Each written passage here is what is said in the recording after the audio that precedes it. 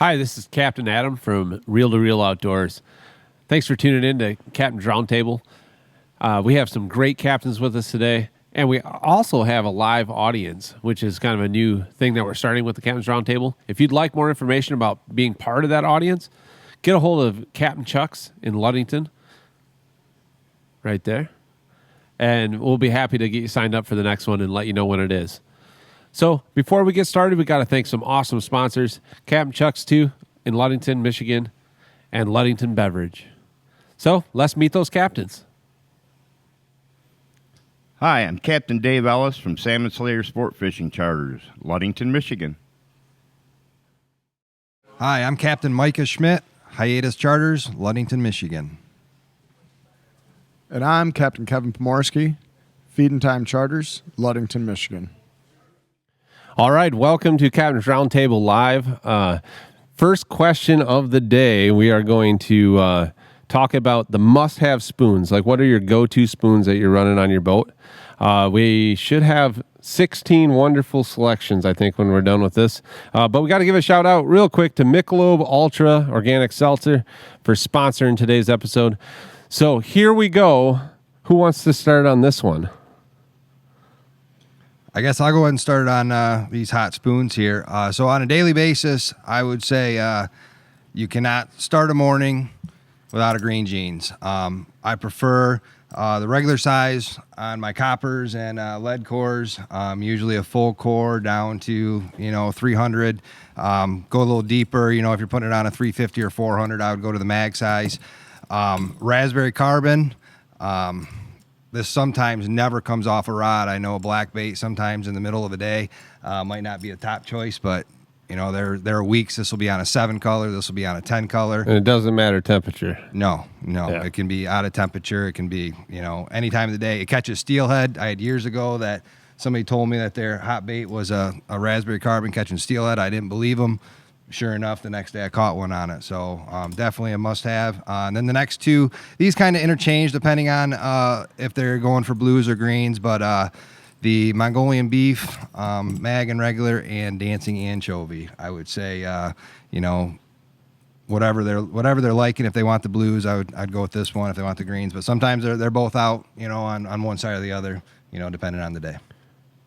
And I green jeans for the last, I don't know, since it came out, pretty much, I don't think there's very many boats out there that don't have that in the water somewhere or multiple places, or we might have 6 of them out. You just never know. So that's definitely right up there.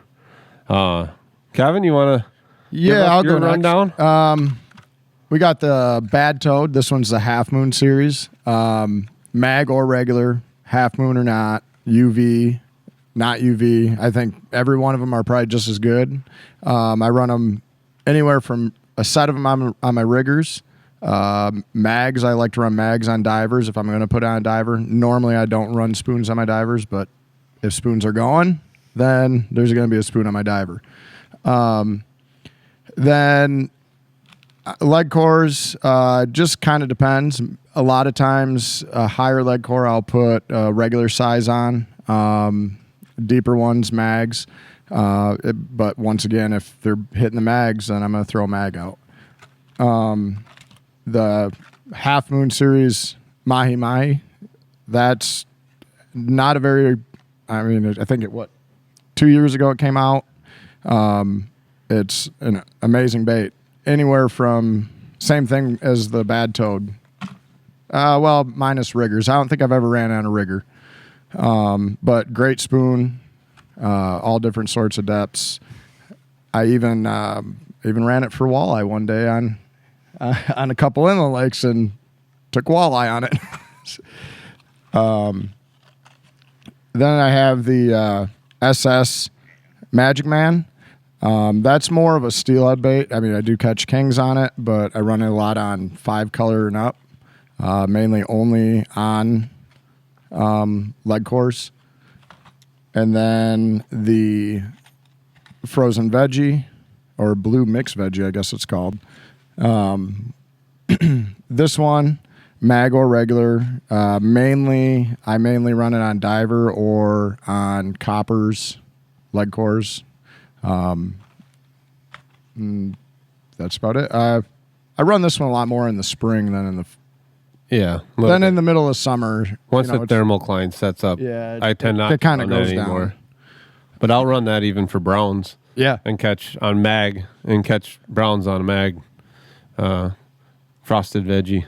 That's a great spoon. Absolutely. So that's my lineup. Dave? Well, this year's been really good in the mag and the small one this year. Been running a lot on the coppers and even the deeper cores, the 7 colors, the 10 colors, but the smaller ones on the cores. And that's the green slice. Have you get right up on that? That one looks a little beat up, Dave. Yeah, that one's kind of chewed up. I got some small ones that are even chewed up more. And then a green Hulk here. That's the mag. And again, I run them a lot on the riggers. I'll run one out down with the green Hulk mag on the bottom with a small one stacked above it. And then the other out down, I'll have the blue Hulk mag on the bottom stacked with a smaller one. And I just kind of move them up and down the out downs.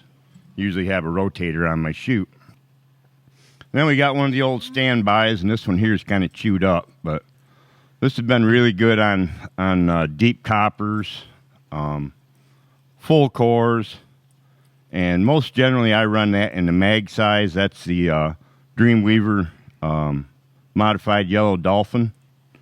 It's got the blue and the yellow, and that's been really good. It's been a staple for years on most of the boats. Yeah, that's a spoon that I think you'll find many varieties, many different brands in that spoon on just about every boat, and pretty much everybody runs it. There was a long stretch where I ran that above a paddle on my chute rigger, stacked for, I don't know, 5 years straight with ever changing it. So that's a pretty awesome spoon too. We didn't have a Chili Willy over here. I was going to throw one of them in too, but yeah, the Chili Willy is definitely something that maybe last year kind of really came to the forefront, and that's been a really good spoon. That's usually a Dreamweaver regular SS size. yeah. Great spoon. Silver Streak too, if you can find one. Those are always pretty good. Let's see. I'll go next here. So one spoon that, for nostalgia purposes, maybe the Whiteback Yak Wart Frog. If you don't have this spoon, you need it. You need it in silver too, silverback. I run this all over the place. Usually in the thermocline, I would say is where it ends up, or just below. Especially if the thermoclines are around a full core. It's a pretty good spoon there. It's great on an out and down. You'll find these in the water for us very often. I have a green slice sitting here. I didn't know Dave was going to talk about it, but that's been a staple for the last couple years. Mike and I have it. One of the slice, there's blue slice, green slice, and orange slice from Moonshine. I like the mags in the blue and the green, and then the orange, I usually run the regular. It's the Half Moon series, and that's been really a staple. It's been living on a 200 copper for me for quite a long time, the last couple of years, and then I've been running it on a high diver just in the last week or so, and taking quite a few fish on it. So that's a great spoon. A new one for me last year that got a lot of time in the water is a crab face from Moonshine, the regular size crab face. There's a UV one as well that works, very well. But this is I'm running it just a little bit out of temperature on the warm side of the thermal, and wherever that ends up, usually on a long line. But that basically was good for at least 1 or 2 bites every trip last year, and I'm sure it will continue this year once we get a thermocline set up. And then the good old Bloody Nose. Moonshine makes a great one. Dreamweaver makes a great one. The SS Bloody Nose is a great spoon. It's just a great spoon. I don't know what to say about it. The color is great. The color's amazing. Out of temperature. I'll run this on a 5 color when the thermal's at 60 feet first thing in the morning. It'll be one of the first bites almost always. That being said, nobody talked about Fireball. I was going to. I think we have to mention it. Yeah. So Yak makes a spoon called a Fireball. This spoon that I'll magically make myself hold in post production, but that's just it's a killer spoon. Staple. Kings, it can be your first bite in the morning in the dark, and it doesn't glow. No glow. The last bite at night, it's usually always on a high line for us. And it'll work all year long. All year, yeah. First thing in the spring, all the way into the fall. That's very. It works around the pier heads in 70-degree water. Catch anything on it too. You can, yep. Literally anything will bite it. Copperhead, that's another one. Yeah, copperhead. The old copperhead. The pearl. I would say it has to be the Fireball with dingleberries, though. Oh yeah. Oh, you got to have the dingleberries. You can't get the one without. No. Well, I mean, you can. It still works. I like to put orange tape on the back of it too. Does that make it a little better offshore? I've had really good luck with steelhead with it. Oh, yeah? You got any other little secrets like that you'd like to share with us? Davy's... I can't share them all. Davy's a little tight-lipped sometimes. He likes to talk on the phone when he's fishing, but I don't ever seem to get a whole lot of information from him.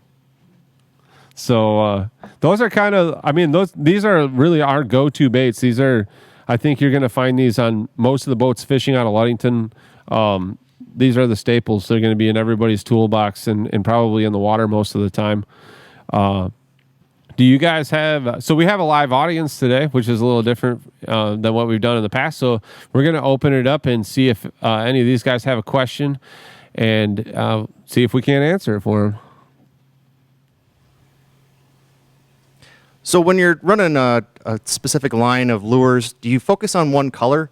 Or do you spread it out and run maybe orange, green, blue all at once? Or do you run all greens, all blues, things like that? Okay. All right, so that's a good question. Anybody want to go first, or? Yeah, I'll start with that question. I know one thing we do is trying to put together a program that's going to work. For that day. Sometimes it takes some trial and error, and that's one of the benefits about fishing with another person and having a mate or have another captain on the boat is that we're both trying something, and then if something works, we're going to try to mimic it. I don't want to directly copy it because I don't want to shut that bait down on that side. Every once in a while, it gets to a point where you're getting so beat up by your fishing buddy that you have to, and if it shuts it down, it shuts it down. It's called theft. Yeah. So just kind of taking your time and figuring out, what they want that day, and certainly the water conditions, the temperature, where they're at in the water column, that's going to have a lot to do with the color pattern. They just mentioned about the Fireball, being a great bait, not really mattering about water temperature. But if I'm fishing, the top 40 foot of the water, I'm going to be using a lot of brighter colors, versus, the deeper, if the fish are down deep, 80, 90, 100 feet, I'm going to be looking for darker colors, and just kind of working my way around the color spectrum from there. I remember years ago learning the old Roy G. Biv trick, kind of thinking about the color patterns where they're at in the water. But I did just fish with another captain 2 days ago, and he was catching fish on a starburst down 70 feet, which he attributed that to the clear water of now. So I'll let somebody else go from now.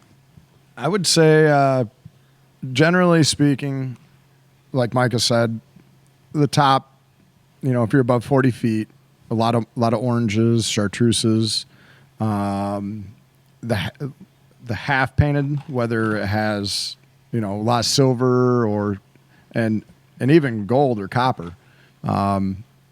You can't rule those out up in that higher water column either. Sometimes you can run the same color and silver and have it in copper gold, and that copper gold is going to outfish that silver. Just depends on the day and what the fish are like. But Generally, I would say greens and blues, chartreuses, you're going to run those a little bit deeper. They work up high too. But I wouldn't say you're running all one color. I would say a lot of the same. But if you're say up running a drop off, whether it be our point in Ludington here, and you're fishing in 120 foot of water, and you know the temperature is down 45, 50 foot, I personally would probably have a fireball or some sort of brighter orange spoon, a starburst, something like that on a 3-color up high, maybe later in the day, maybe not right first thing in the morning, but later in the day to catch a steelhead or a king or something. I think a lot of it's just where you're at, time of year. There's a lot of different variables that go into it. But I wouldn't be afraid of mixing it up, but not running all different ones, all different colors. Yeah. I have a tendency to, keep my top lures are going to be the brighter ones, the oranges, the orange combos, because we're out there to try and put a number of fish in the cooler. So, there may not be many kings around or lake trout or whatever. So, the better spread that we have out of lures, colors, and sizes too. Sometimes the size of a lure makes a big difference, depending on what the fish are eating as far as the size of the bait. So I think a good spread as far as colors and combos out there helps us put more fish in the cooler, be it steelhead, lake trout. We're starting to see some cohos now from our plants up at the state park. So we have a real good opportunity to put a few cohos in the cooler now that we didn't see a lot of earlier years. So just the bigger spread, the more fish that we can get our baits in front of and the more colors that we can show them, I think it helps us out too. I think that I feel the same way. So I feel you get really confident in baits. I mean, we literally fish every day for 70, 80 days in a row. So it's a little different than a weekend guy that what you have to go on is whatever you heard during the week and whatever you did last weekend. But at the same point, I've gone out there where I knew that this program was going to absolutely destroy the Kings this morning and put out this program that might be all green, and then no bites. Somebody calls you and they're like, oh yeah, they're biting blue. And so it's happened. So I would say that first thing in the morning, I'm going to have a spread that has some variety in it. It's going to have my staples. It's going to have green jeans. It's going to have, a crab face or a green slice or a bloody nose or whatever, the carbon 14 that's very commonly out for us. But it's going to have a little variety too. And, we're running normally between a very minimum of 12 rods most of the time, but we normally run between 15 and 18 rods, and we'll set 15 rods in the dark. So we have a little bit more space to have some variety out there. But if a bait doesn't go 2 mornings in a row, it's usually gone. Yeah. If it's green jeans, it could not go for a whole year, and I think it's in the water. At times. I mean, Sure. it's Just hard. Or moved around. Yeah. Blue Hawk or Green Hawk.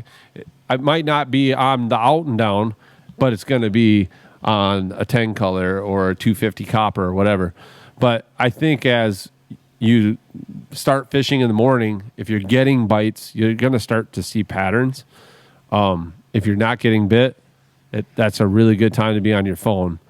And if you have any connections that you can talk to, anybody that's in your area, back in the radio days, it was a little different. Now we have like these group texts with 10 or 15 different charter boats in them, and people are just texting their bites first thing in the morning, and I'm getting real time information like that.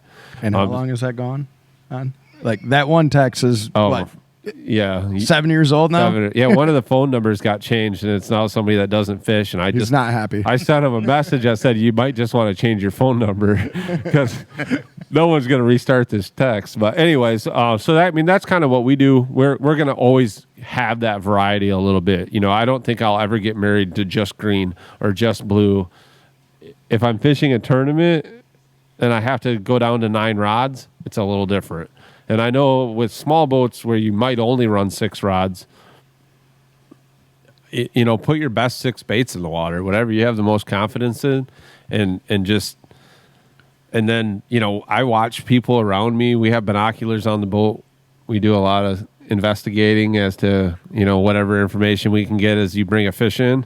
How big is that fish? Is that a silverfish? Is that a lake trout? Is it on a spoon? Is it on a rotator? If you can see a rotator flashing and it's flashing at you, it's probably a chrome rotator. That's the kind of a lot of the gathering techniques that we use to make those decisions. But I would say that the network is probably where you're really going to start changing baits. It's going to be because Dave's caught 3 fish on this on his out and down. My out and down hasn't gone. That bait goes on the out and down. So that's kind of, and it doesn't always work, but that's pretty good information to work off of. So I always hammer back on this network thing, but it really is truly important. Yeah, if you can meet somebody at the dock, at Chuck's here, somebody, and just share information. The more people you talk to, the better. It doesn't matter if it's a captain or just a weekend fun fisherman. I think whether you get good information or bad information, information's information. And I think, back in the day when there was just salmon everywhere and you could just go out and catch a limit of salmon without really a ton of effort, those days are gone. Long gone. And, there was always, I know a lot of charter boats have, or a lot of guys have this maybe history of not wanting to give any information, but I'm going to get as much information from a weekend warrior guy that I'm trying to help. I'll help him out. He's going to help me out too. And it really goes a long ways. But, shaking hands not shaking hands anymore. Like knuckle bumping or whatever they call that. Yeah, fist pounds. No, but just introducing yourself and just keeping up on that. There's a lot of great fishing reports out too. So for you weekend guys, that will help you with your getting ready. But truly, these spoons should be on your boat. If you don't have them, Captain Chuck's probably does, and he'd love to sell them to you. And and Captain Chuck's always gives out great information as well. So if you have those questions, there's a ton of fishermen in here all the time, and there's a ton of great employees here with good information. So make sure you ask. But I hope you picked some stuff up to this from this episode. Thanks again to Mick Ultra Organic Seltzer. This is the spicy pineapple. This is a pretty tasty beverage. So thanks to them for sponsoring this. Thanks to Captain Chuck's. We hope to see you guys again next week.